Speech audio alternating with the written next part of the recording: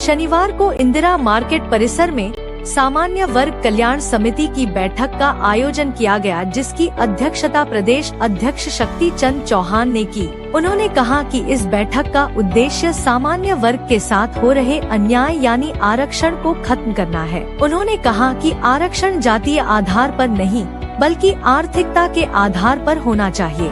उन्होंने कहा कि वर्तमान में जो आरक्षण दिया जा रहा है उसके आधार पर सामान्य वर्ग का अभ्यर्थी 90% अंक लाकर भी नौकरी प्राप्त नहीं कर पा रहा और 40% वाला नौकरी प्राप्त कर रहा है। शक्ति चंद चौहान ने मौजूदा स्थिति पर 5 कश्ती को कहा कि जिस देश में 40% अंक प्राप्त करने वाला डॉक्टर और इंजीनियर बन रहा है वह देश कहां तक तरक्की करेगा। उन्होंने कहा कि सरकार को आरक्षण यदि देना ही है तो आर्थिकता के आधार पर दे, ताकि एक गरीब तबले का इंसान तरक्की कर सके।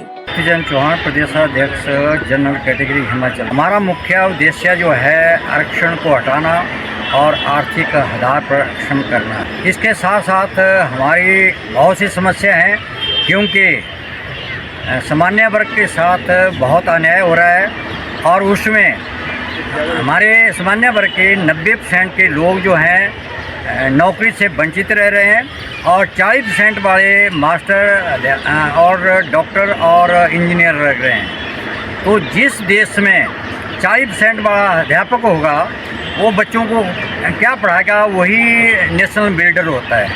तो हमारा मुख्य उद्देश्य है कि सरकार जो है मतलब 40% नहीं लगाया, लेकिन आर्थिक आरक्षण देना है तो आर्थिक आधार पर दे, क्योंकि हमारा जो संविधान बना था उसमें सबसे पहले यही जो हमारे भीमराव अम्बेडकर थे उन्होंने बोला था कि आरक्षण केवल 10 साल तक ही होना चाहिए ताकि देश जो है विकास कर सके।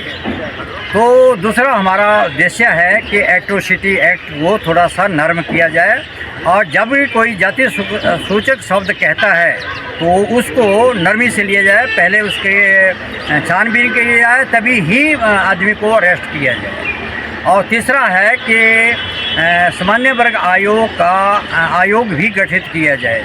और चौथी मांग है हमारी कि जो यहाँ की समस्या है, सबसे बड़ी समस्या है यहाँ तटीकरण किया जाए, ताकि हमारे लोगों को जो स्पीति खड़का और ब्यास जो नदी है इसका तटीयकरण किया जाए, चैनलाइज किया जाए, ताकि लोगों को आपदा से, पानी की आपदा से बरसात में बचाया जा सके।